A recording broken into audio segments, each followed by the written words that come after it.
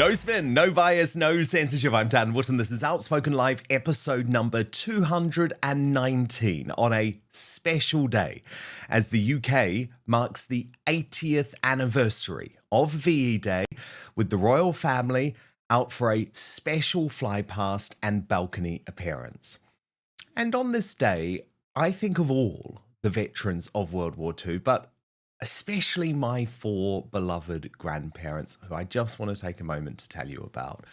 So there's William Thomas Wootton, who celebrated his 21st birthday behind enemy lines in a Belgian village the British Army was trying to liberate from the Germans. He was a member of the Royal Engineers. My grandmother, Catherine Taylor, who was 12 years old and living in South Shields when the war broke out, but by the time it ended, would be a member of the Auxiliary Territorial Services alongside the late Queen Elizabeth II. My other grandpa, there he was, in Africa. He was a heroic RAF airman, while his wife, my grandma Sylvia Jean Cook, she was even younger than a teenager, but survived the London Blitz. And all of them put aside their coming of age to protect not just our country, but also Western democracy. And it breaks my heart that my family's greatest generation are no longer with us. But I am so grateful that I had the opportunity to learn from them, because, you know, there's something about being with someone who survived World War II and getting to know the way they view life. It really put every other problem, every commercial thing that people got obsessed with into some perspective, because the life they had to lead as a young person involved worrying if someone was going to turn up at the front door with a telegram saying their brother, their sister, their father was lost. So I think about them a lot today, and I know we all think about those of us who lost people in World War II, and how incredible that there were a few of those veterans with the royal family. I'll show you some of that later in the show. Of course, we'll also discuss the royals still privately reeling from Prince Harry's latest bombshell too. But breaking right now, Nigel Farage launches a shock VE Day attack on a whole load of people on GB News. I'm going to be critical of GB News. GB News covered this story obsessively, as if it was some huge story. It's all his fault. And it was never a huge story. It was one person who had increasingly been heading in a different direction from us. Your chairman made it a big story by calling in the police. Well, he did do that. Do you think that was a good idea? Nigel Farage, I'm going to challenge you. I'll pass on that. There we are. I'll pass on that. It was a bizarre decision for Zia Yusuf to call in the police. But, you know, it was only ever going to be one person. And the upshot of this, what it really tells you is that X is not the real world. Yeah. Correct. You know, Twitter, as it was now. Twitter, as it was, is not the real world. So, yeah, you know. Okay, there's much more of that, because he actually goes on to describe Rupert Lowe and Ben Habib, who is Pakistani, or at least half Pakistani, as the alt-right. Now, the alt-right actually means you are a white nationalist. So there's a whole load of this to unravel, including, by the way, did you notice, not defending or denying my story before the election that he was furious with Zia Yusuf for reporting Rupert Lowe to the police. So anyway, Nigel Farage has decided to put this all out there today. We will analyse why he's trying to go down this direction in my digest next. Then reaction from my fabulous superstar panel, former UKIP leader Henry Bolton. He is now the Foreign Affairs, Defence and Security spokesperson for the SDP. And she's back, ex-Brexit Party MEP, author of the That's What She Said Substack, Alex Phillips. Also coming up on the show today, James O'Brien's hilarious Farage meltdown on LBC and why he's becoming just all too easy to parody. And Labour, specifically that scumbag Lucy Powell, reveals its true colours on how it really views the historic British scandal of the Pakistani Muslim rape gang cover-up. Got loads to say on that one, so you don't want to go anywhere. Then in the Uncancelled Aftershow on Substack, why Meghan Markle's new PR stunt has been interpreted as a gigantic FU at Buckingham Palace. By the way, that's the language coming out of the palace, not my language, which shows you how furious they are about this. We'll have shocking new information on the Royal Cold War with Montectio as we team up with the Royal News Network, and you can subscribe at www.outspoken.live. It is the return of Greatest Britain Union Jackass 2. We'll reveal the results and the winners at the end of the show, but you can vote right now on the live chat on YouTube. Let me know your comments and everything as well. I'll read out the best and the worst at the end of the show. But the nominees for Union Jackass link very closely to the subject matter of the show today. Prince Harry, nominated by Anna Ireland for discussing his dad's health without his consent and the rest of that unhinged interview. Lucy Powell, nominated by @Barnick1 for the vile dismissal of the rape gang inquiry when she called for one in opposition. And Chris Philp, nominated by Drew59Blue, he just doesn't get it. As far as this generation is concerned, the Conservatives are finished. Allowing the party to be taken over by woke wets will never be forgiven. 3 great choices. Go on and vote in the YouTube live chat right now. The results at the end of the show. But now, let's go. Reform UK's historic win, reshaping British politics, hopefully forever, and smashing the uni party has brought out the Jekyll and Hyde somewhat in Nigel Farage. I mean, it's hard to disagree with these words from him in the Daily Telegraph. Nothing will ever be the same again.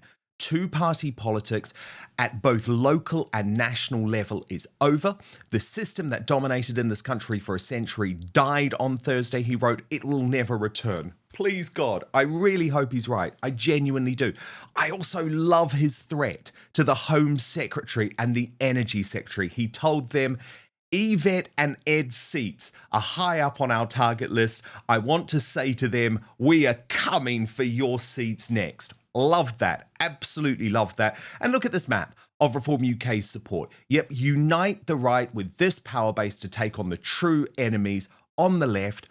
I am all for it. Indeed, I even love this display of patriotism from Reform UK's chairman, Zia Yusuf, today. Not a fan of mine, but I love this. He wrote, Reform-controlled English councils will move at speed to resolve that the only flags permitted to be flown on or in its buildings will be the Union Jack and the St. George's flag. No other flags will be permitted to be flown on its flagpoles, balconies, reception desks, or council chamber wards. I think that's so brilliant, right? Because today, VE Day, such an important day being celebrated on this bank holiday, I see lots of Ukrainian flags on official government buildings. What is that about?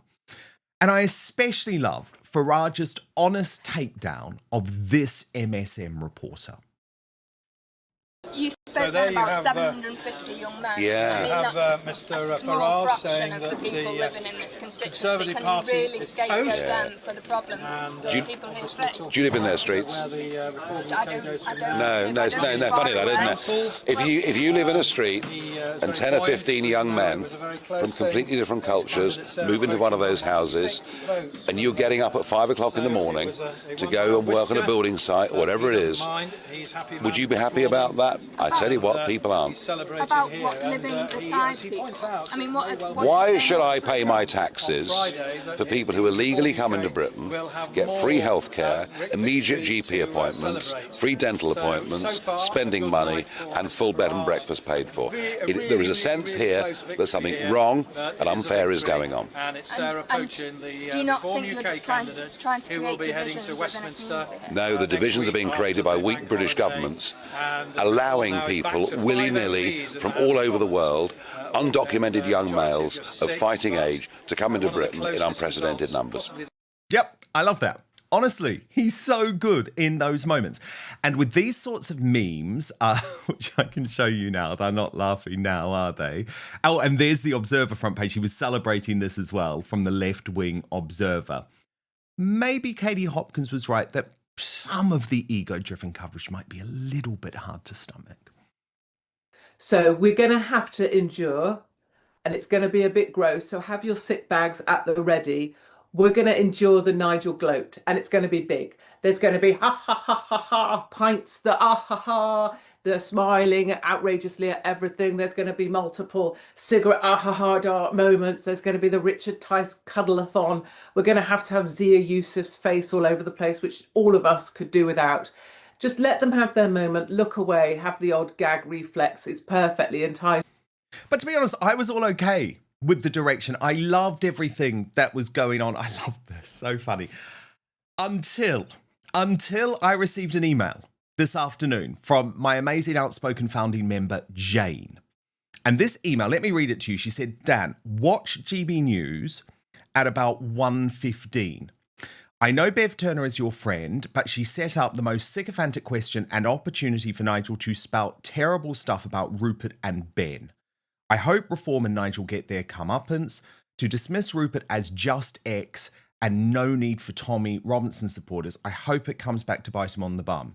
I'll be resigning from Reform and joining Ben, and I presume Rupert if there's still backing from Elon or other entrepreneurs. This is 4 years for Rupert and Ben to show up Nigel. Bev blamed Andrew Pearce for the fuss, but quite rightly, he pushed back against Nigel and pointed out reporting to the police inflamed it. Nigel criticised GB News for its coverage. He's not criticising them now. Pride comes before a fall. There will be tumbles and falls, I predict, not plain sailing for 4 years. So that was the email I got. And I thought, oh my goodness, what is going on? I have to go and watch this. I do know that Ben Habib had written this critical column in the Daily Telegraph over the weekend, which maybe wasn't the best timing. So I did check it out, and it was very interesting and I think really disappointing because Nigel used this moment on GB News to launch the biggest attack yet on Rupert Lowe, Ben Habib and Tommy Robinson and his own employer GB News for covering other parts of the right. He also refused to defend Zia Yusuf as chairman for reporting Rupert Lowe to the police, something I reported before the election, which prompted Yusuf to call me a liar. So I want you to watch this now for yourself. Just a few weeks ago, Nigel, with all of the furore around Rupert Lowe, people were saying, this is it, this is going to be, this isn't just a dent in the Reform Party, this is going to destroy the Reform Party. And over the weekend, people were saying, Rupert who? Yeah. It doesn't appear to have made any sort of impact, despite the best efforts of Andrew Pearce with his journalistic expertise. Even though I work here, I'm going to be critical of GB News. GB News covered this story obsessively, as if it was some huge story. It's all his fault. And it was never a huge story. It was one person who had increasingly been heading in a different direction from us. Your chairman made it a big story by calling in the police. Well, he did do that. Do you think that was a good idea? Nigel Farage, I'm going to challenge you. I'll pass on that. There we are. I'll pass on that. It was a bizarre decision for Zia Yusuf to call in the police. But you know, it was only ever going to be one person. And the upshot of this, what it really tells you is that X is not the real world. Yeah. Correct. You know, Twitter as it was now. Twitter as it was is not the real world. So, yeah, you know, when you get problems in life, the best thing is to confront them. Would you have him back now in the party, Rupert Lowe, after all of this? Ben Habib, is there a way back for Ben?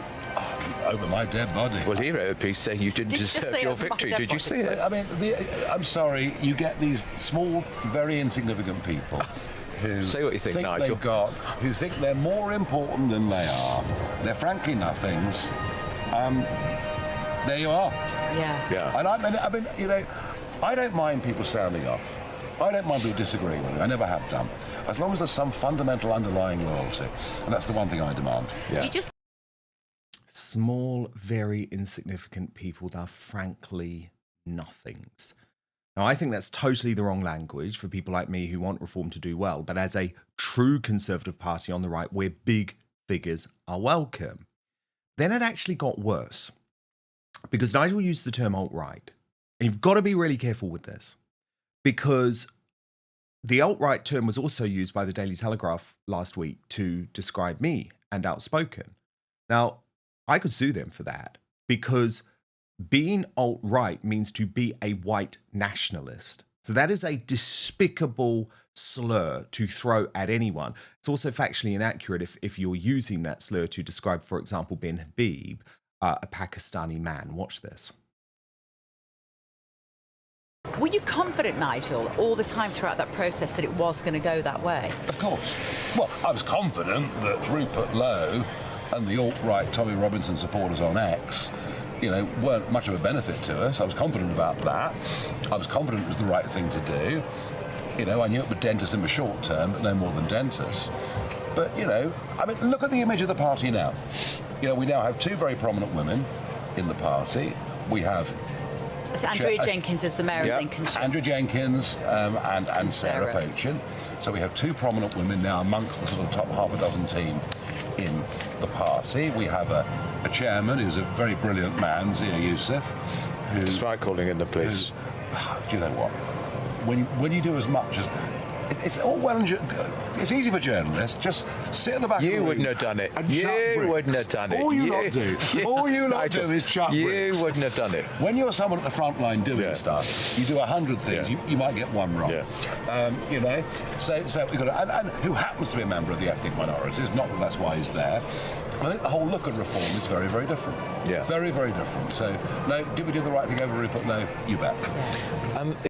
Okay, so lots to pick up on there. Firstly, I don't think Reform UK should play the identity politics game. You're the one that wants to get rid of all DEI officers. I completely support that. So just go for the right candidates. It doesn't matter if they're a woman. It doesn't matter if they're an ethnic minority. It doesn't matter if they're Muslim. Just go for the right candidates. Don't play that game. That's the first thing I would say. I also think you're really wrong to use that term, Nigel, and I think it will backfire on you. Being alt-right means to be a white nationalist. That is a disgusting thing to say. So, Nigel, are you saying, serious question, are you saying at the last election, the last general election, which was less than a year ago, you had a white nationalist who was actually half Pakistani as the deputy leader of your party? You had a white nationalist standing to be an MP at Great Yarmouth. That's nuts, if you actually believe that. And it also plays into the hands of the MSM, and I will show you why in just one moment. It's also very telling to me there, of course, that is Nigel Farage admitting that Zia Yusuf got it wrong to report Rupert Lowe to the police. I think Zia Yusuf should apologise to me for saying that I was lying, because that is all I reported before the election, that Nigel Farage had said that Zia Yusuf got it wrong, that he wasn't happy with the fact that he had reported Rupert Lowe to the police, and that he was intending to smoothly exit Zia Yusuf out of the job at some point in the next few months.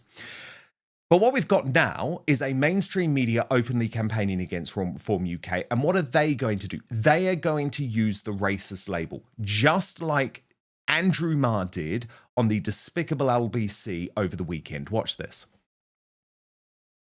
Some modes, Nigel Farage talks about and says he is a classical liberal. Reform as in the Reform Club, it's an old-fashioned liberal word, and he says, he's in favour of limited government and maximum freedom and all those things the old liberals used to be in favour of.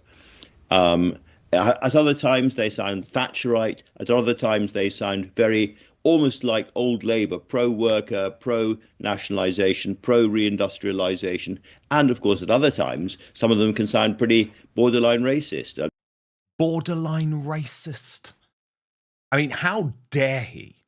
How dare he? That is despicable. It is disgusting. It shows you where the left is going to go.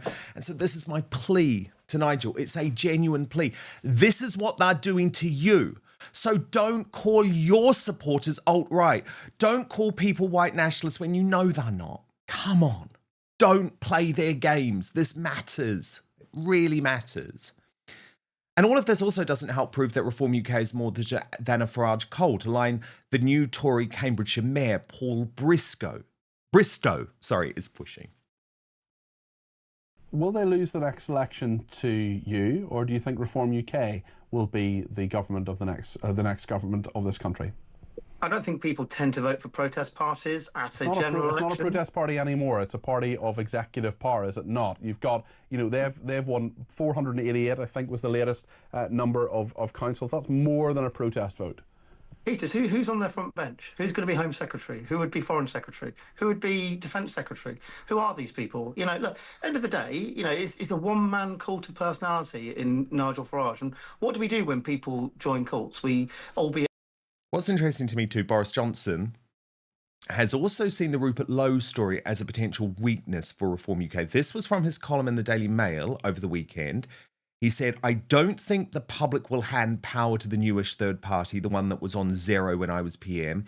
What was it again? They kept changing their name, refund, relaunch, regurgitate. I mean, cheap shot, but whatever. History teaches us that such ventures, no matter how temporarily exciting, do not last long in UK politics. They already seem to be squabbling among themselves, even though they have only a tiny handful in Parliament. I felt rather sorry for that chap Rupert Lowe, who ended up with an ice pick in his bonds for offending the leadership. Now, when it comes to the choice in 2029, the electorate will know that there is only one party that will not just be willing, but actually able to fix legal immigration by leaving the ECHR and bringing back the Rwanda scheme. I mean, clearly that's ludicrous. Given what you did. But you see, it's a point of vulnerability, according to the Tories. And actually, even some Tories who are supportive of Reform UK want unity on the right.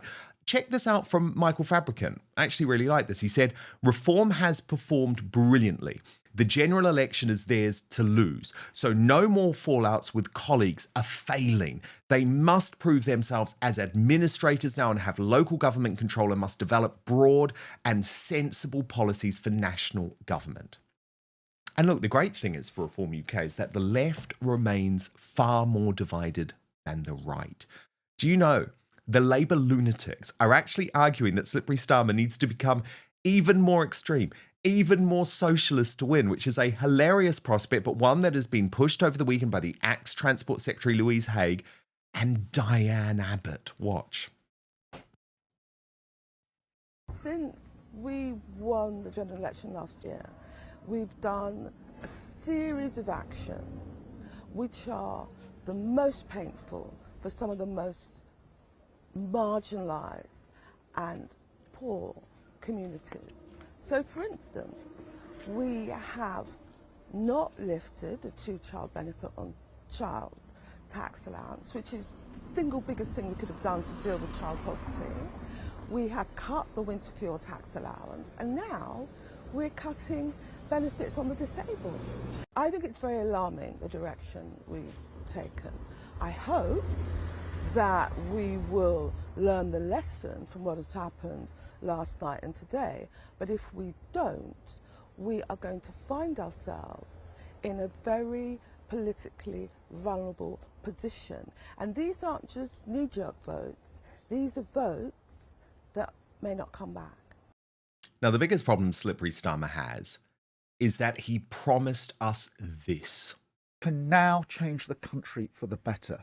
And what do? You make promises you can't keep and don't really intend to keep, and you don't do the change that's needed in the country. I feel very strongly, if you're not going to deliver, if you're not going to keep your promises, don't bullshit. When we all know, Prime Minister, that it is you delivering bullshit and lies on a daily basis. So Nigel, of course, I believe he will most likely be Prime Minister in 2029. I first predicted that before the election last year. I just wish he wouldn't keep alienating large swaths of his base. Now, let me bring in today's superstar panel.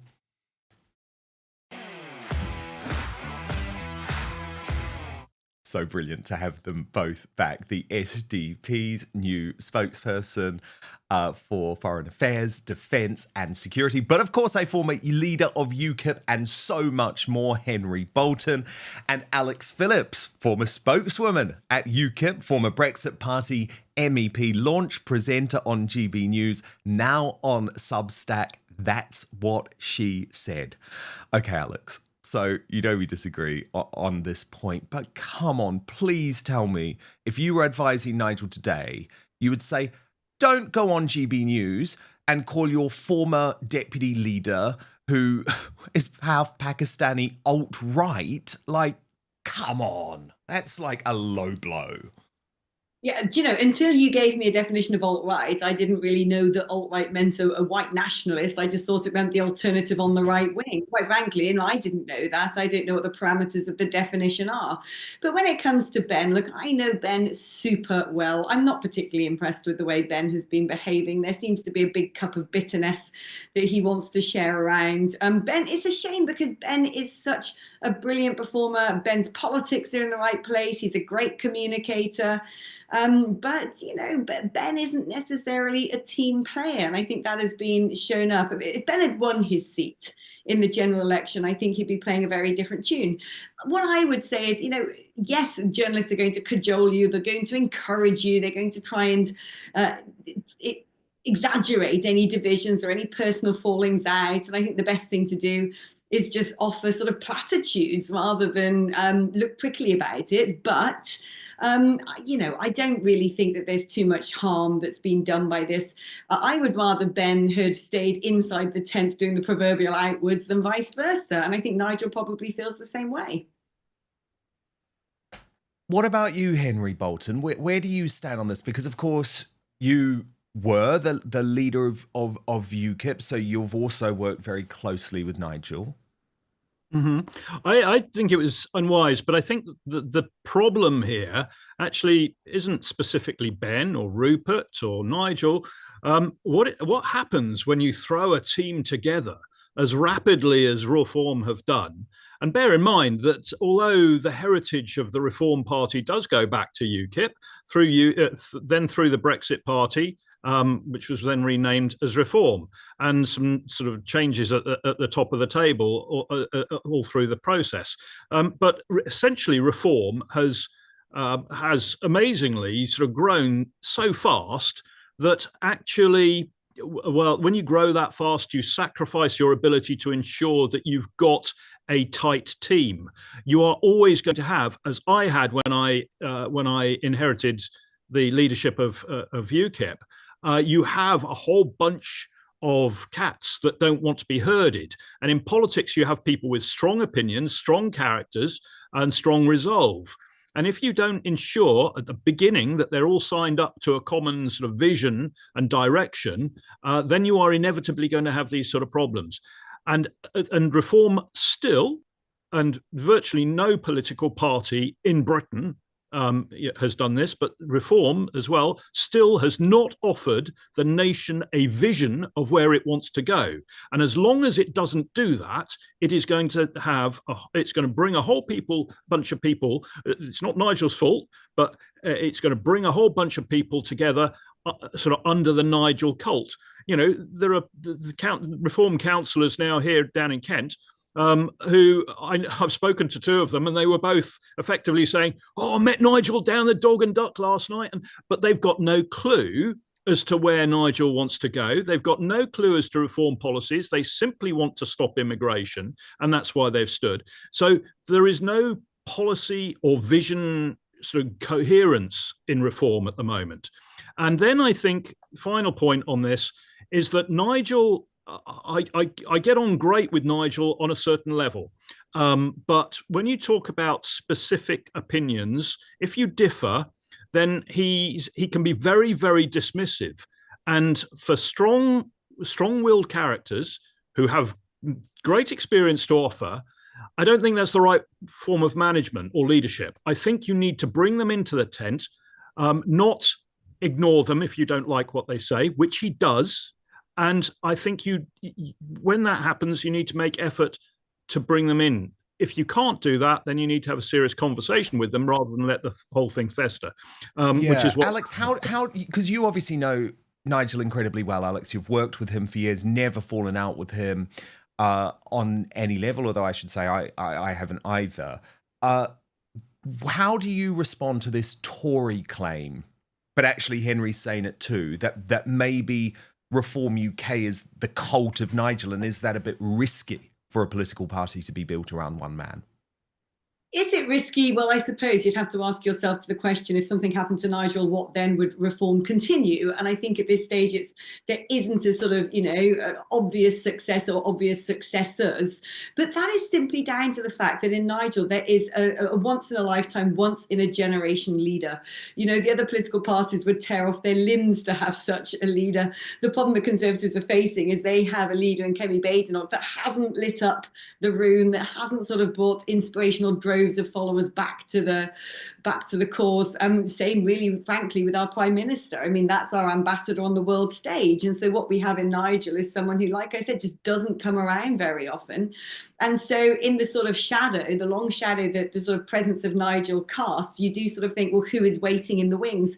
But it does, Henry makes a really salient point. Well done, Henry, can I just say, for pointing out that when you're a new party and you're developing and you're still sort of plastic and deciding where you're going to put your boundaries and your parameters and how the look and feel of it's going to be, and you're like cobbling together a team, that it's a far weaker structure when there are disagreements and falling outs than if you're a big legacy entity, almost an industry, like the Conservative Party is. And, we've seen with the Conservative Party, Boris Johnson, it's interesting, he writes the article about, Rupert Lowe with the ice pick in his bonce. Well, he's a former Prime Minister who firmly had an ice pick placed in his bonce. So, in politics, this is often how it can go. It's a brutal cutthroat sport.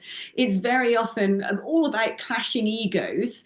And reform's going to have to manage those things as it develops and as it evolves. But the point is this, politically, reform has captured the mood of a nation. And yes, Henry's right, there isn't a fully built out manifesto. There isn't all the sort of, bits of ideology put in place, that it's a secured entity, that we all know what all the policies are. But it's also true, as Henry says, that no other political party has that in place yet either. But when you're a small party and you're seeing the sort of huge successes that reform is now witnessing, the demand for that to happen and happen quickly is going to be greater. And so we've suddenly seen that this is an entity, a movement that has captured the mood of the nation. I don't think it's just a protest vote. I think there are people across the nation, from Wales to Scotland to Northern Ireland to Great Grimsby to Clacton, that are all saying, we think we found a new political home and we want a great amount of change. And so they're saying, yes, good, I finally want to go out and vote, I'm inspired. But now what has to happen is that building out. What has to happen is the construction of an entity that looks like it can take government. And I have no doubt that people are working extremely hard behind the scenes to do that at reform.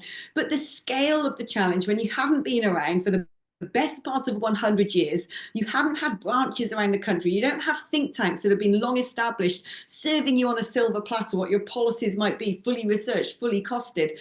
The momentousness of what reform now have to do is unlike any other political party, frankly, in my lifetime, possibly in a century. Do I think reform can do it? Yes, I do. Do I think it's needed? Yes, it is. But let's not shy away from the scale of the challenge, but it is the circumstance that necessitates that someone new takes over, looks at those things with completely fresh eyes. It's now upon the party to deliver. Dan, if I may, yes, please. I'm just going to, because I want, good God, I want this country to succeed, and I want it to finally have a government, and we're going to be waiting till 2029 for it to happen. I don't think there's any chance of it happening before that. We're going to have a government in 2029, and God, let it be a government that can govern. But I fear that unless, if that government is formed by reform, and reform has not placed a vision in front of the British people and said, this is where we are going. And there's political risk in that, because a lot of people who are supporting reform won't like it, because, there are a whole bunch of cats in any political party that you've got to herd. That's part of the job of the leader. And, some people won't like that vision, which is part of the reason why Nigel has never presented such a thing. It's about intent, it's about goals, it's about objectives for Nigel, which is get out of the European Union. But it does seem actually quite clear to me at the moment, which is that we don't want to present ourselves as a party to the right. We don't want to present ourselves as a party of Rupert Lowe's. We want to present ourselves as a party of the centre and encompassing the left, which is where I think that there will be problems, certainly with uniting the right. However, Breaking right now, James O'Brien in meltdown over Nigel Farage's big win. And if there's anything to come out of last week's results that gives me joy, it's this. The Labour Broadcasting Company, as I now call LBC, has taken on the mantle of official media opposition to Reform UK, but it's their mid-morning presenter who seems to be in the midst of a monumental meltdown. Watch. How has he managed to avoid responsibility for all of the stuff that he's ushered in? I mean, he repeatedly demonstrates himself. He repeatedly shows himself to be either not very bright in terms of the Liz Truss moment, not very patriotic in terms of the Vladimir Putin moment, and not very right in terms of Brexit. 2014, when he last came into this studio, and I think you'd allow me to suggest that I demonstrated how easy it is to show him for exactly what he is, so much so that, of course, that his own publicist dragged him out of the studio by his jacket lapels. Sorry, we have an agreement about timing. You've massively... This is Patrick O'Flynn, UKIP's Director of Communications and former political commentator on the Daily Express. How can somebody whose track record is so obviously hideous enjoy any support, but crucially with Farage, not bear any responsibility for the things that he's actually done? I mean, he just makes my skin crawl on so many levels. Firstly, having to flash back to that clip from 2014. Also, the way he can't pronounce his last name correctly. It infuriates me all. And we will get analysis from our superstar panel, Alex Phillips and Henry Bolton, in just 1 minute. But first, I have to show you, because this has made me laugh so much. Dapper laughs, brilliant cancelled comedian who is doing the best work of his career, sums up James O'Brien so perfectly here. Good morning. I'm taking calls from you knuckle-dragging, chip-shop-loving peasants. Yes, you reform-voting, pie-gobbling idiots who've been duped by none other than, and I've got to be careful when I say his name because I get a twinge in my tweed trousers that I can't tell is a semi or a bit of piss coming out, but by Nigel Farage, that pint-guzzling fag, chomping ruddy-cheeked swindler. I'm James O'Brien, LBC's beacon of brilliance, and I'm utterly flummoxed that you councillors stayed oiks with your one-toilet slums a cheering reforms win. I mean, I'd hardly call it a win. A by-election in Labour's safest seat, 2 mayors, 10 councillors and over 600 councils. But how dare you? How dare you working-class scum voice your opinion? And Alex, isn't this the brilliant thing? Like, the left, the mainstream media, they're just repeating the same mistakes of Brexit all over again. You're just too stupid. What are you thinking? They don't get it, do they? And I think it's actually going to be wonderful to watch the downfall of the establishment mainstream media at the same time as the Uni Party. Isn't it funny looking at James O'Brien, how about 5 years ago, 10 years ago, he was on the button and there were huge amounts of people who thought he was genius and funny and ever so witty for putting down the right and saying he knows best on politics. And yet time has proven him wrong. And how archaic and out of date he looks now, how like yesterday's man he seems. The world has changed irrevocably in the last few months, in the last couple of years. And people like James O'Brien are very much the has-beens.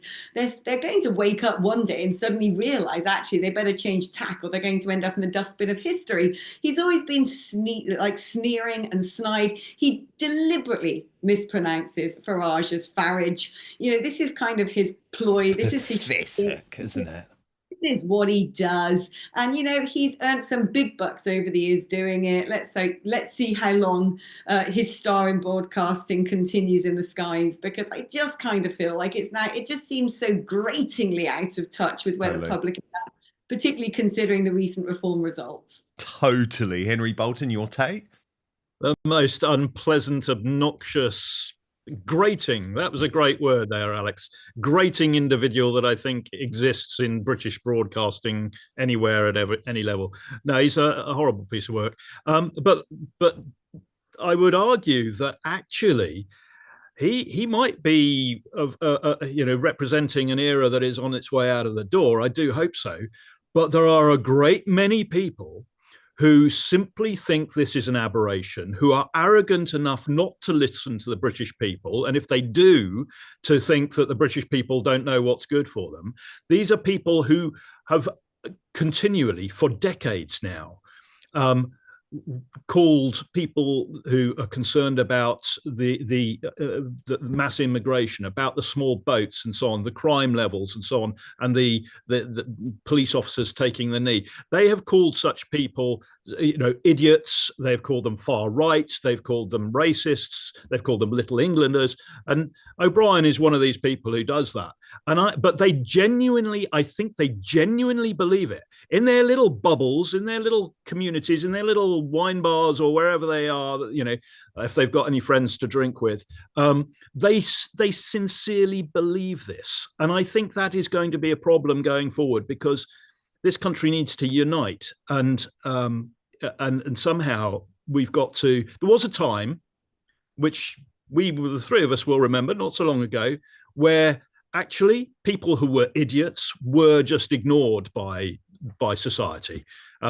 Now we tend to give people like O'Brien airtime. I'm not trying to sort of stop him having his opinion. He can have his opinion, but we talk about him. We're going to talk about another character later on, I think, who I think we should just ignore, but we don't. We actually let them feed this beast of division. It's not a bad point. It's not a bad point, is it? But it's always that fundamental question that if you ignore them, then they can also take hold. So it's sort of like you're damned if you do, damned if you don't. But I'm loving the way that Andrea Jenkins, the new mayor of Lincolnshire, I'm loving how and I think actually she's a great example of what Reform UK can do, especially if it's a candidate who's quite empowered. And I'm loving she's just taking on the MSM a bit like Marjorie Taylor Greene in the US. So she posted over the weekend, "Tents, not rents. We're creating an environment where economic illegal migrants, mainly men, are coming to Britain because we provide them with accommodation and other benefits. This must stop. We need to make it difficult to stop this pull towards Britain." Now, that's something that the vast majority of the country agrees with, but it's something that if you say on LBC, the Labour Broadcasting Company, they are genuinely stunned, like they are horrified. But what I love is Andrea still braved the Lewis Goodall show. He's the worst of the three fake news agents, I think, which is saying something. Actually, is he worse than Millie Mateless? Maybe first equal. But anyway, she held her ground. Watch this. At a local level, and eventually, God willing, when we get into government. I suppose that the point would be in terms of, it's quite a divisive thing to say, isn't it? The idea that we're teaching children to hate their own country without any evidence for it. Well, you're asking me about the evidence. I haven't seen the article, so I can't comment on that, can I? You probably need to ask Zia what his evidence is. So I think the issue is with the mainstream media, they see everything as divisive when you just call out they're rubbish. So I'm sorry, but it's right that we challenge these things. I was brought up in a working class background, Lewis, and to love our Queen at the time, our country, and to actually do your best in life, be kind, and do your best in the community. And these are principles. This is why Nigel, he's really tapped into something here. It's about community, it's about families, and it's about our country. And these are the three things that, I think young people should be taught is what is important. I love that she just wouldn't back down, including on the issue of housing illegal migrants in tents. Why should the British people be putting people in hotels out of their own pocket so when you'd be happy they to work see, so you'd be hard? happy, you'd be content, as the Mayor of Greater Lincolnshire, you can have a role in this. If there are roads with people in with tents, you're content with that? It's got to be a confined area. I mean, I have to say, this isn't a reform policy. If there were children, should they be in tents? The fact is, we've got to stop the pull to Britain with this. And why are we paying these millions and millions of pounds to France when people come from a safe country such as France to come here? We should be sending them back to France. So if there were children in Lincolnshire, unaccompanied migrants, and they were in tents on the roadside, well, how are they going to get message here is in the okay. first place? I know, but once they are here, if they're in a tent, that's okay with you. what percentage is actually children? The majority of them There is are some. actually but the majority is economic migrants, Lewis. They've got the mobile phones. It's usually young men who come across, and we've got to stop this pull to Britain. So Alex Phillips, what I'm loving with Andrea Jenkins is she's been very unafraid. I think after the situation with Rupert Lowe and during the campaign, most Reform candidates were quite scared. I'm not sure if you agree with me, but I think there was a real desire to avoid giving the media anything that could be used against Reform UK on a national level. But I just love Andrea. She is calling a spade, and I think this is the way to deal with the MSM. Do you? Yeah, I think Andrea has, oh my gosh, she's impressed me. I love her. She's the woman that you want to go to the pub with. Do you know what I mean? She is. She's fun, she's brave. She's also a single mum herself from a working class background. She's utterly stupendous. And she's also a team player, and she gets politics. And this is why she is just such a beautiful fit for Reform UK. And it's a tragedy and it's a great sadness to me that other people who could have been great stars within the party haven't really understood how this is a collegiate enterprise, that you have to work together, pull together, agree on a party line, stick to it, not decide to be maverick, not to decide that your vision for the party is better and then put it in national newspapers. That cannot work in the long term if you're going to be a party of government. But Andrea has just, I mean, she looked so gorgeous when she accepted her new title of the Mayor of Lincolnshire in that gorgeous sequin dress. I mean, she has just filled my heart with joy because she's it. She is it. She is exactly what Reform UK is about. Real, authentic people who are coming together as a broad family with optimism, with joy, with that message of community, family, country, and pulling together against all odds to do something phenomenal and change the country. This isn't the time for egos. This isn't the time for let perfection be the enemy of the good. This isn't the time for we need to go faster, harder, go down this avenue or that avenue, because like Nigel says, X isn't the real world. This is the time for strategy because there is so much at stake. And I've said this before on your programme. And I said to you, didn't I, that, let's see how it plays out in the locals. This is what Reform are playing for. The proof in the pudding is in the eating, and look at those results. It's worked because politics is also about empirical evidence. It's about doing the focus.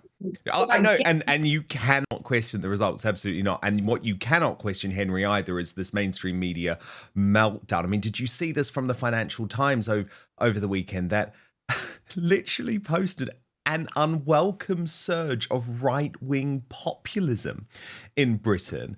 And Winston Marshall responded to that saying the mainstream media elites can't hide their disdain for ordinary people. Instead of trying to understand their concerns, they write them off with derogatories like right-wing populism. I have nothing but contempt for them. Could you believe the FT just decided to dismiss this all as an unwelcome surge of right-wing populism? I can, Dan, because it refers back to what I said earlier. There are people in this country, in the media, in politics, commentators and so on, who actually genuinely believe that they are right, that the nation is wrong, and that Reform, which is listening to the nation, is also wrong.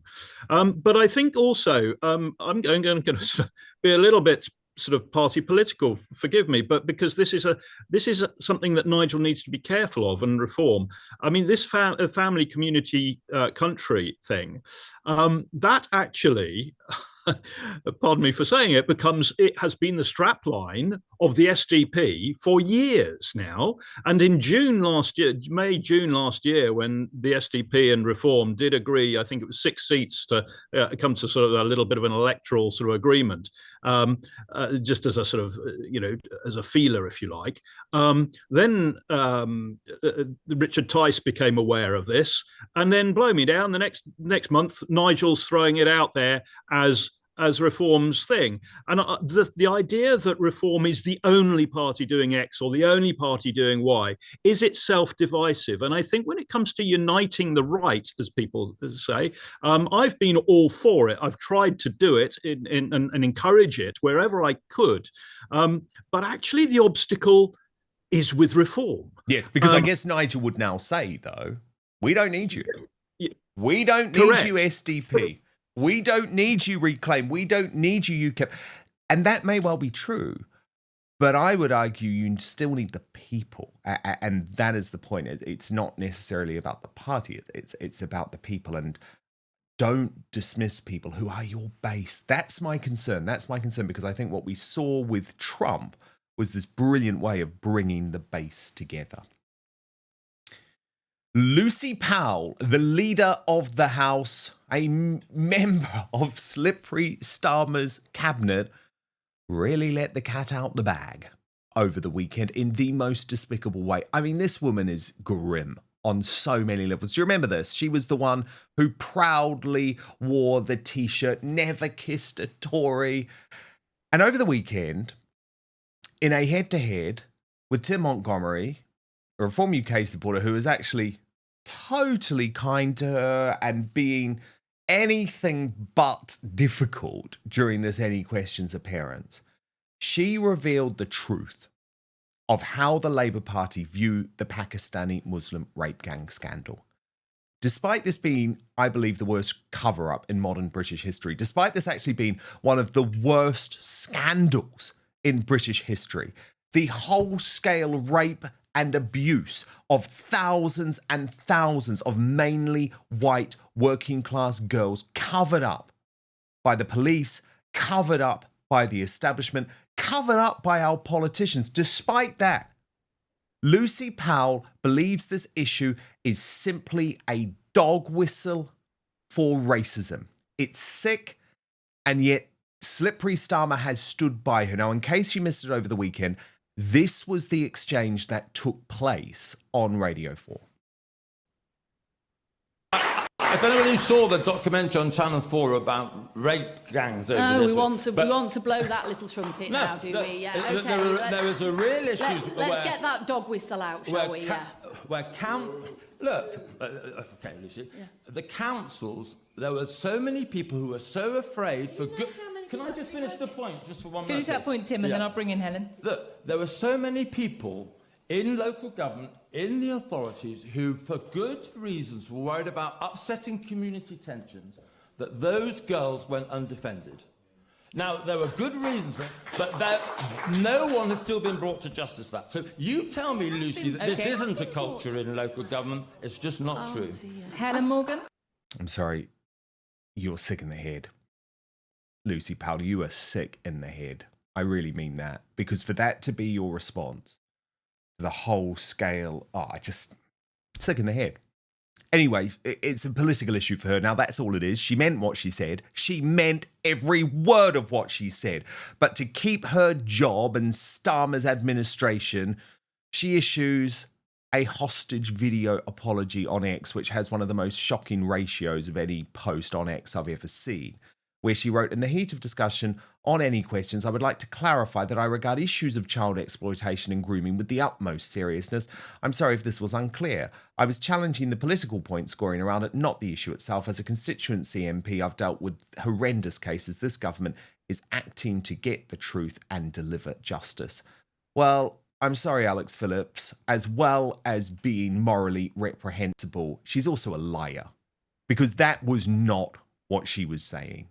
Wasn't. No, she was the one actually using it for political point scoring in that. Tim was raising a very valid point and she immediately wanted to dismiss his concerns, his very valid concerns, his concerns that have been borne out, in fact, as some sort of dog whistle racism. It's utterly abhorrent. But the thing is, what you've got to understand, Dan, is people like Lucy Powell have had the world going in their direction and working their way, this censorious world where issues are silenced and people's lives are sacrificed at the altar of diversity and inclusion and equity. She's had it her way for so long that they think they can just getting away with it. They think they can carry on playing the same tune and everyone's going to be forced to dance to it, as we have been for decades now. But the world has woken up. The world has said enough of this. The scales have fallen away from our eyes. We can see what's gone on. We can see what has contributed to what has gone on. And it's actually people like you within the Labour Party, especially on the left wing of government, who have actually caused these cover-ups, caused the silencing, created taboo out of subjects that really needed to be disinfected in the clear light of day. And we're still not having those discussions. You know, when I watched that Channel 4 documentary, as brave and as necessary as it was, and round of applause for pointing out that the vast majority of grooming cases or rape gang cases were being perpetrated by Pakistani Muslims, with the caveat, of course, that this isn't just a Pakistani thing, we didn't actually discuss the underlying cultural issues. There was still no nod to the fact that this isn't about someone being British Pakistani. This is about people belonging to a religion where some adherents, I'm not saying all by any stretch, but some adherents regard women who are not of the faith as easy game, as chattel, as potential slaves. We are still not having that conversation. And unless 100%. we 100%. Not without the Liberty pals screaming, we're not going to resolve anything. 100%. Now, look, just before you come in, Henry, I want to show you what Tim Montgomery responded, because he was obviously the person who sparked that discussion. And he posted on X, "I'm sorry, Lucy, but this is a Trumpian distortion of what happened last night. I say Trumpian because listeners can hear for themselves what I began to say and how you crassly interrupted. I was explaining why oversensitivity to community racial cohesion, albeit well motivated, relative to other social goals like community or especially child protection, was not a peripheral issue, which you claimed, but has been distorting local government and other public services for far too long. You were the one who rushed to play the race card against me. You seem to have learned absolutely nothing from the politically correct cancel culture that silenced the people who tried to whistleblow about grooming." And then he elaborated on Sly News yesterday. Watch.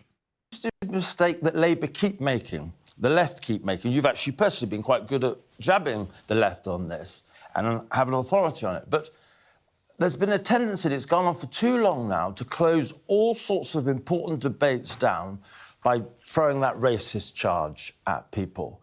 And I think people have had enough of it. I think they feel that it is a stifling of debate. And in the context of grooming gangs, an issue of such consequence, I think it was clearly ill-judged by Lucy Powell. But I think she was keen to have a very strong go at reform, and I was the representative of reform that night. But unfortunately, the words she chose have wider resonance. And I think the only trouble if she really is to get in trouble, it would be if survivors come out in large numbers and object to what she said. Okay. And there have been. Look at this, Henry, from Sammy Woodhouse, the amazing Sammy Woodhouse, who is a victim, has done so much work on the Pakistani Muslim rape gangs. She simply said, get her sacked. So there is outrage from survivors, and still Labour don't give a damn, Henry. Still, they don't care. She's in her job, no issues. They don't care. They are blind to the fact that the reason they got an absolute drubbing from reform in these local elections is because of exactly this attitude. They have failed to listen to the British public over and over again, and this is possibly the most serious thing. Taxes, national insurance hikes and so on, that's money. This is people's lives directly that are being affected by this, and still Labour will not listen. And I think the thing is that, yes, Alex was right on the money there. They've had it their way for so long, but it goes deeper than that. I think psychologically, they have their entire political career, their entire political activism and their campaigning and so on has all been sort of based on this division that they have fostered. And Tim is right that they have closed down the opposition by giving it labels such as racist and so on. And I think they have had their own way for so long that they simply psychologically can't go to another space. They can't even challenge their own thoughts. And I think that is highly dangerous. And my prediction is that that they will not be able to take themselves out of that rut and look at the world from a different perspective. And we think that the Conservative Party maybe was on the way out. Nigel said repeatedly that he wanted to annihilate and destroy the Tory party. A lot of people would like to see that happen, I know. But I think it's going to be Labour that actually are decimated by this. We could see both political parties changing, those two parties, Labour and Conservatives, changing radically.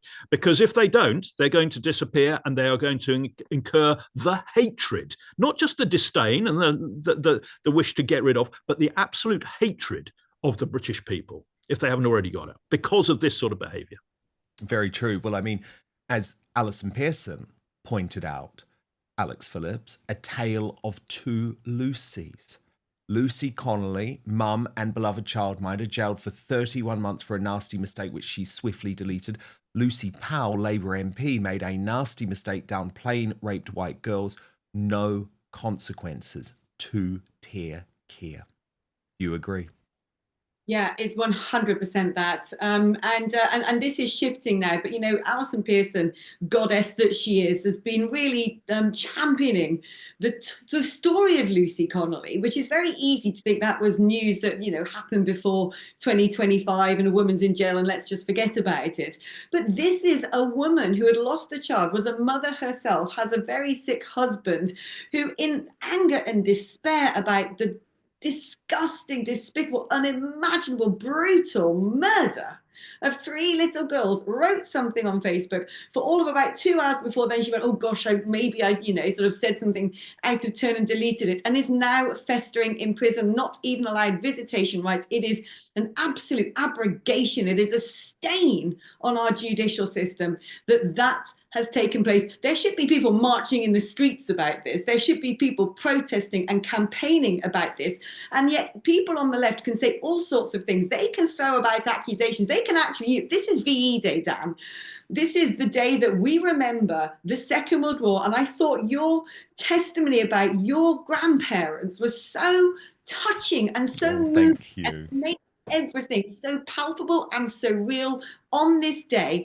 And when people on the left chuck about terms like Nazi and fascist with zero consequence to try and shut down debates when they are the ones who are being censorious, it breaks my heart. This goes to the very root of what has gone wrong so badly in Western culture, particularly in Britain. And actually, when Alison Pearson puts those things side by side, calls it a tale of two Lucys, and we realise that this is about people using language, writing something, perhaps regretting it afterwards because of the misinterpretation, because of the consequences of what people took from what they said, and one is in prison for 32 months, and one just, might have a pretty bad day under the media spotlight, and yet the one who has just the pretty bad day under the media spotlight is the one who carries responsibility because she's in the party of government. It's shocking and it breaks my heart. It does. I mean, it breaks my heart too, without any doubt. I do wonder, though, if what you're saying, Alex Phillips, though, does prove that this is the raw politics that will drive Reform UK into number 10 Downing Street. Because when you think about it, this is a pox on both their houses when it comes to the rape gang scandal. And we know Labour are not going to do a thing about it in power because of the Islam issue.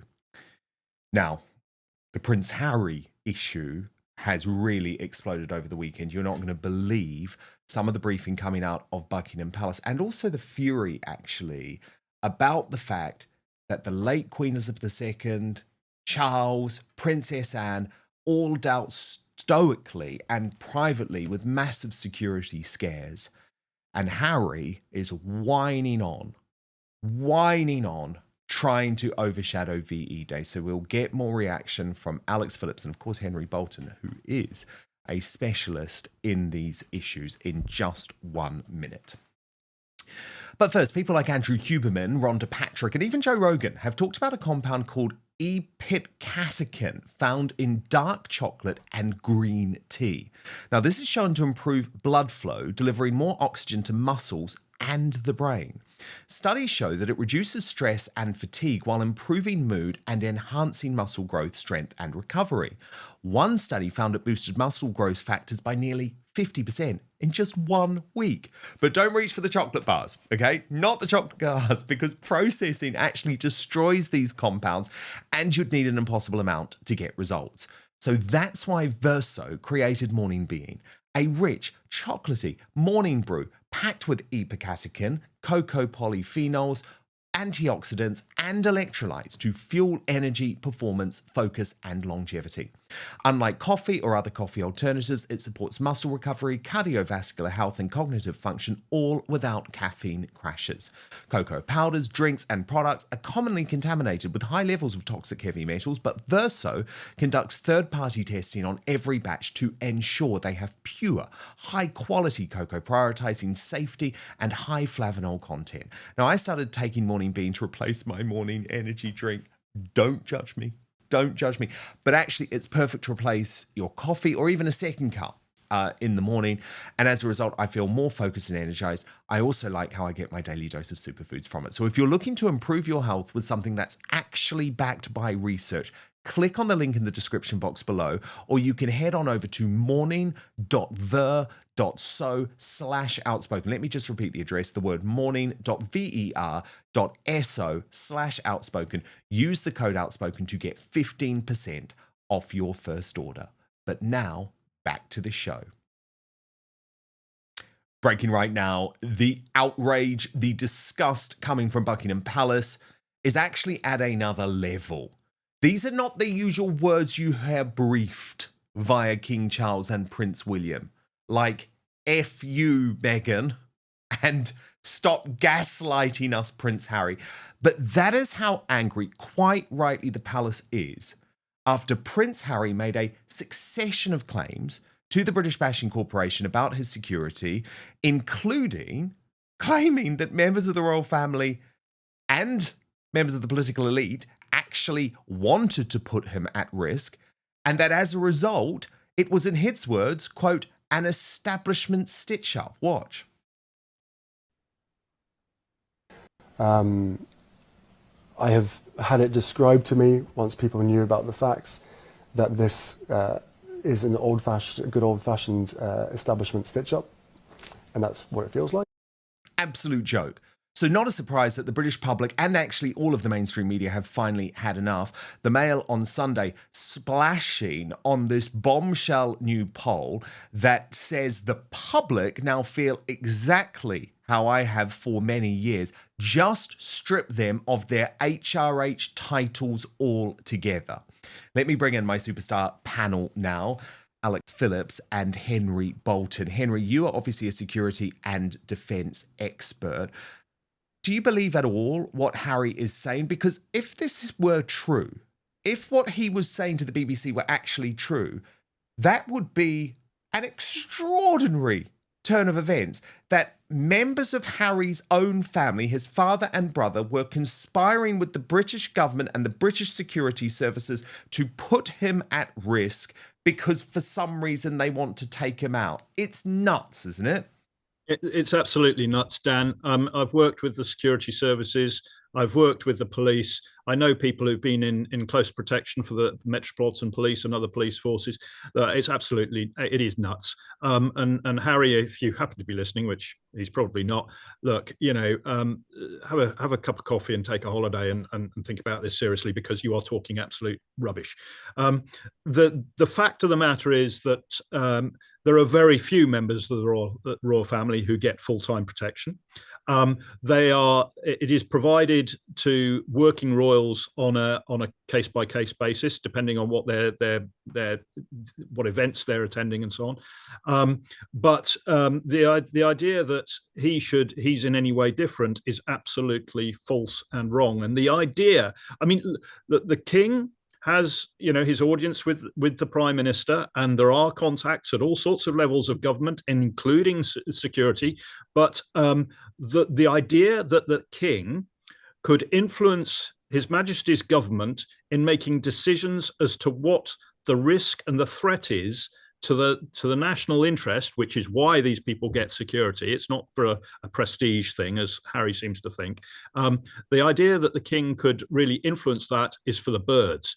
The government and the security services make the decisions on that, not the king. Although, in theory, I suppose he could order that it happened, but I think... I mean, yes, but he wouldn't. I mean, number one, he wouldn't. And number two, it's nuts to suggest that he would. Now, Alex Phillips, in terms of this poll, right, I'm not surprised the British people have had enough. And I just want to show you something before you weigh in. So Meghan's Mole posted, King Charles should grant Prince Harry's wish since he hates the UK so much and considers California home. And they actually put together a bit of a compilation showing that Prince Harry, for some time, has actually had disdain for his own country. Watch this.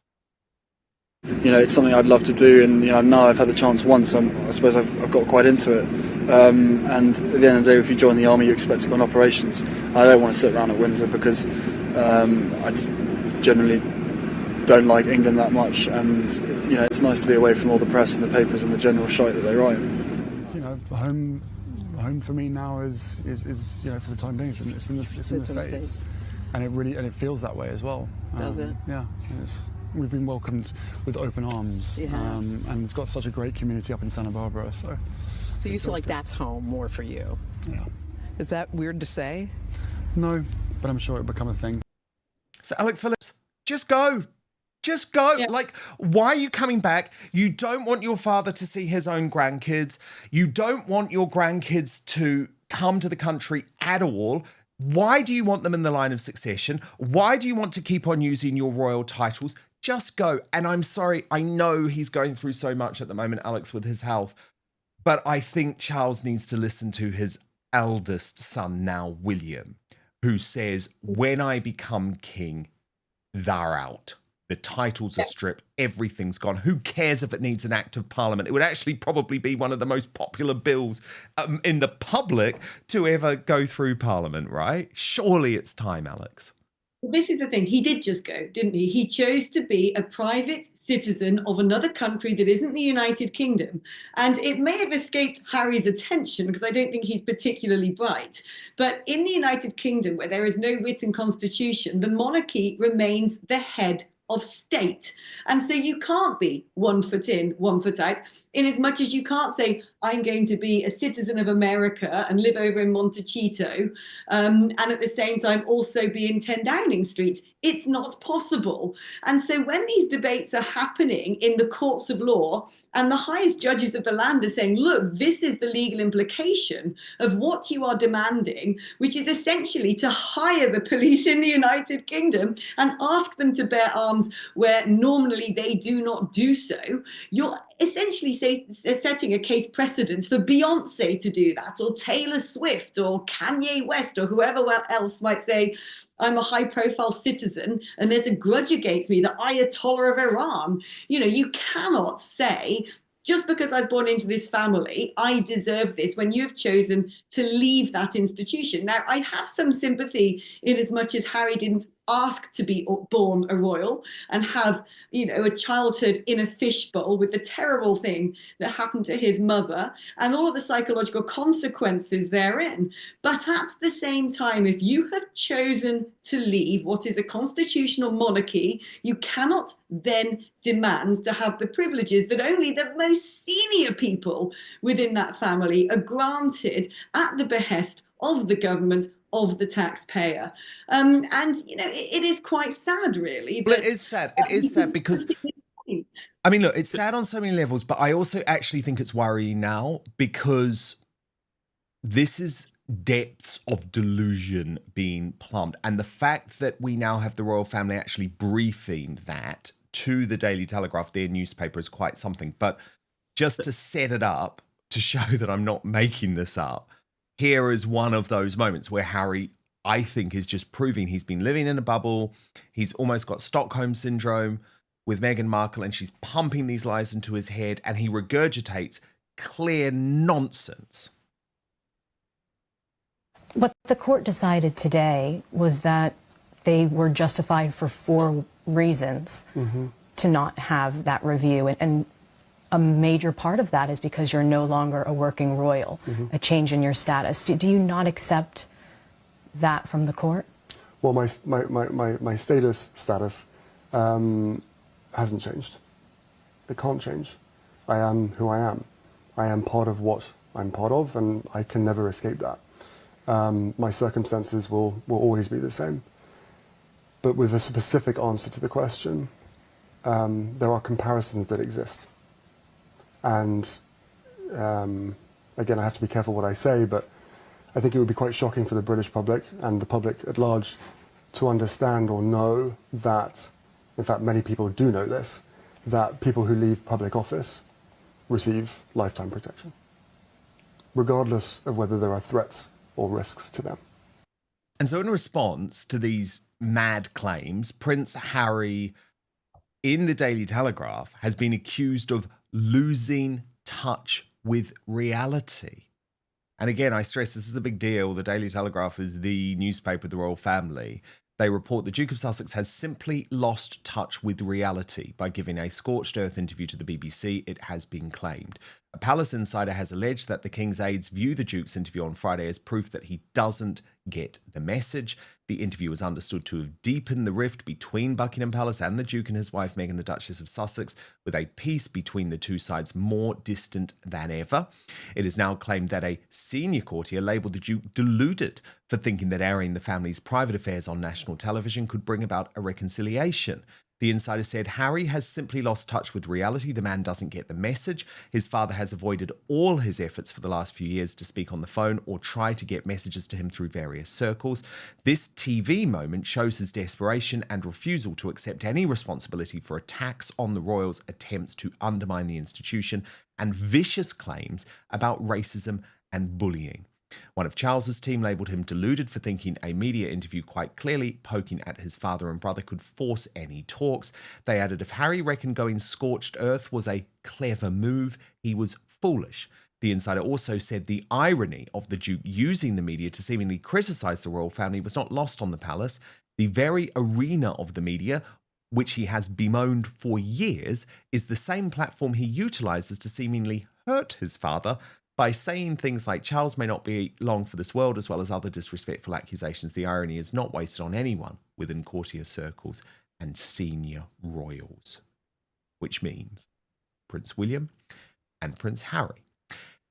And Henry, I'm really interested actually too about the fact that Harry just seems to be everything that we don't want a royal to be, because we know that working royals have gone through serious security threats in the past, but they do not talk about it. It's that keep calm and carry on situation. And I was really struck by this post on X from Fee over the weekend, who posted this directly to Harry.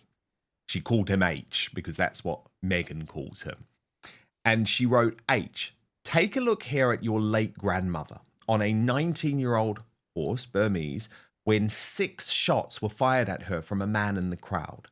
She remained incredibly calm, managed to keep her horse in check, and just carried on as if nothing had happened. You obviously didn't inherit her stoic, brave, courage in adversity gene, preferring to sulk and whine and complain because you're unreasonable and imagined demands aren't being met. You aren't fit to lace her boots. And it is just worth looking at that incredible historic moment where this assassination attempt did take place against the Queen and how she reacted. Majesty the Queen on Burmese, 19-year-old horse, carried on all the birthday parades since 1969. Burmese's biggest test came during Trooping the Colour in 1981, when 6 gunshots were fired at the Queen from the crowd. It happened just before 11 as the Queen moved towards Horse Guards Parade for the start of Trooping the Colour.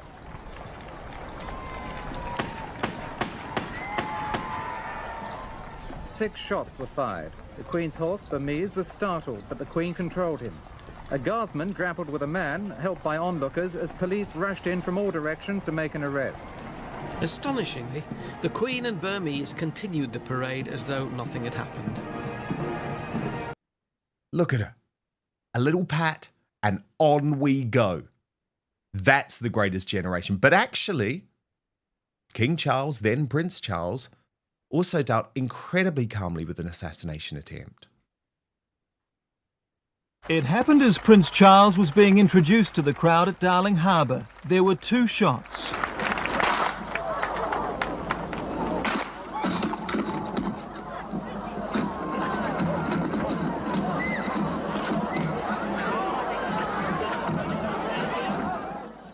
The attacker came within a metre of the Prince, the New South Wales Premier, among those who grabbed him.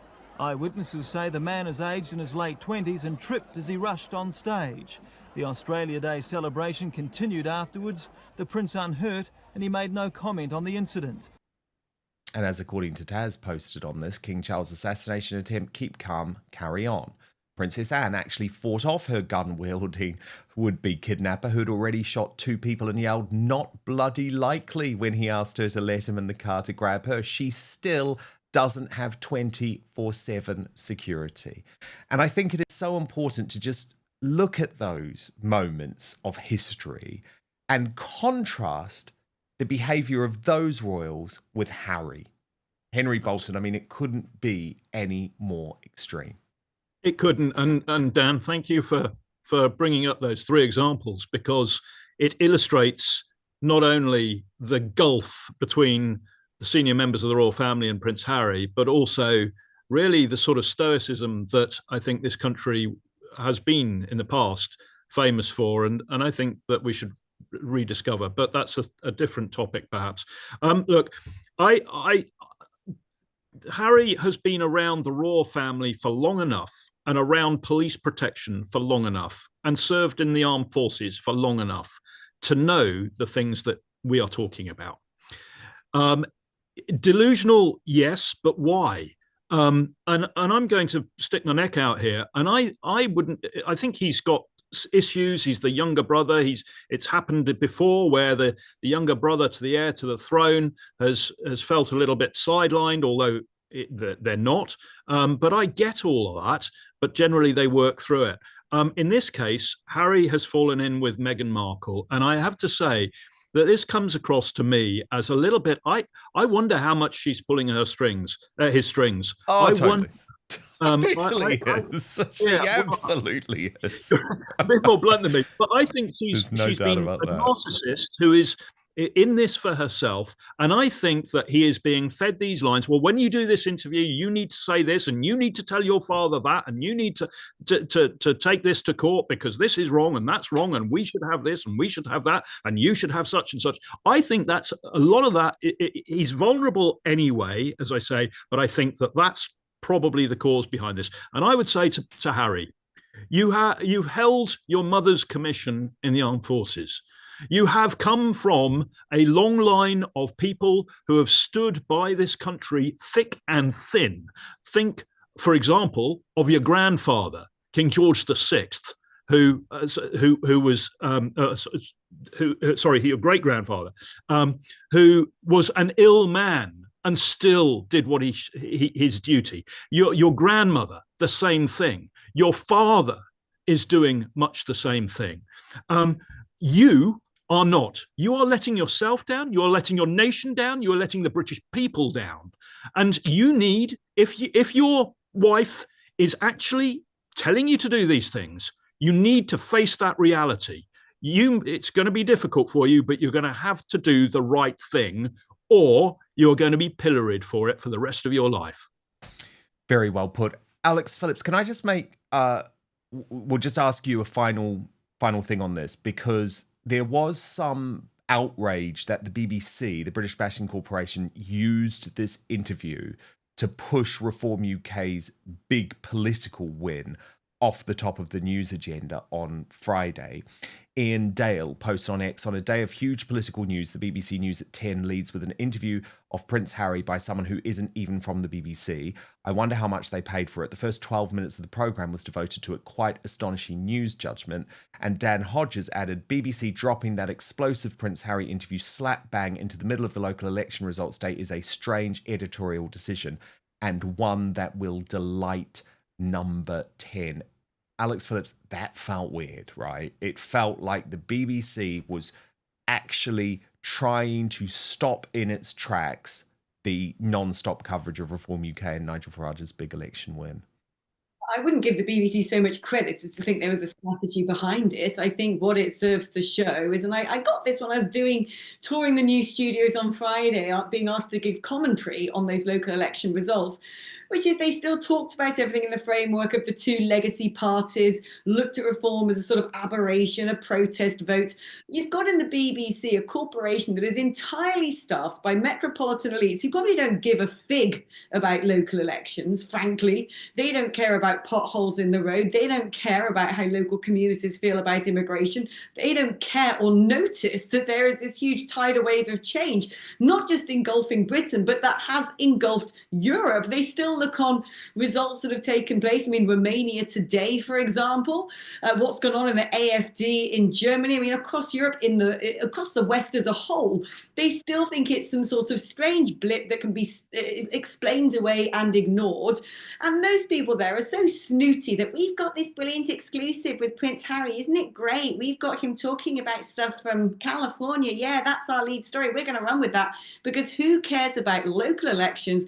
Not many elections were happening. Most have been cancelled. Again, the BBC never actually offered any comment on the fact that we're living in a country that has offered sitting councils to not have to face the ballot box. I mean, what does that say about democracy? But this is just the way these people's brains are wired up. You know, it's all about the dinner party discussions. It's not about what matters to Mr. and Mrs. Jones on the street. I don't think there's a strategy. I don't think they sat there and thought, I'm going to push down the local election results to the bottom of the run order. They're just thinking like all of their cohort think. Very well put. Do you agree, Henry? I absolutely agree. And this has gone on for years now. It's gone on for at least 2 decades, I think, and it has just grown deeper and deeper. And these people, you know, they talk about privileged elite. They are the privileged elite. They sit there, this urban liberal sort of, intelligentsia who think they're above everybody else. And that is why reform has done so well in these elections. It is because people like that look down their noses at everybody else and they don't understand what is important to the ordinary people who live real lives throughout most of the country. And I think I'm glad that reform did so well because I hope that it's a poke in the eye for these people. Indeed. And the end of the uni party, exactly. Well, look, lovely to end on a positive note of agreement. What an amazing superstar panel. Alex Phillips, who, of course, you can find on Substack. That's what she said. And Henry Bolton, congratulations on your new senior role at the SDP, now their spokesperson for foreign affairs, security and defence. Now, lots of comments coming in from you on this, of course. James McBride writes, the reason reform did so well in the local elections was because they U-turned on deportations. Let's see if he means it. Evie Blue wrote, Farage has to be Mr. Big and he gets rid of anybody who looks better than him. His ego is too big. And from Ariella, only good point of reform when is O'Brien having a mental breakdown. That we can all agree with. Okay, Uni and Jackass Greatest Britain time. Your nominees, Prince Harry, nominated by Anna Ireland, for what we've just discussed. Lucy Powell, nominated by Barnack, won the vile dismissal of rape gang inquiry when she was called for one in opposition. And True 59 Blue, Chris Philp, he's the Tory shadow Home Secretary. He just doesn't get it. As far as this generation is concerned, the Conservatives have finished allowing the party to be taken over by woke wets will never be forgiven. And interesting results. Chris Philp, I didn't think he'd go particularly well. He'll be delighted with this. Just 2%. But then it was a 2-horse race. The runner-up, Prince Harry, with 39% of the vote. But after her despicable comments, today's Union Jackass, great choice. I support this fully. Lucy Powell. And there can only be one Greatest Britain today, nominated by @SlimDouglas. And thank you for this. All of those World War II veterans. There is one of them alongside Catherine. And there are those historic scenes of the past. We're moving to Substack now for the Uncancelled After Show. We're teaming up with the Royal News Network for all of the analysis of the outrage emanating from the palace over that Prince Harry interview. Please do join us. www.outspoken.live. Sign up and you will receive the Uncancelled After Show first every day. But we're back tomorrow, live, 5 p.m. UK time, midday Eastern, 9 a.m. Pacific. Hit subscribe if you're watching on YouTube or Rumble. And most importantly, I promise to keep fighting for you.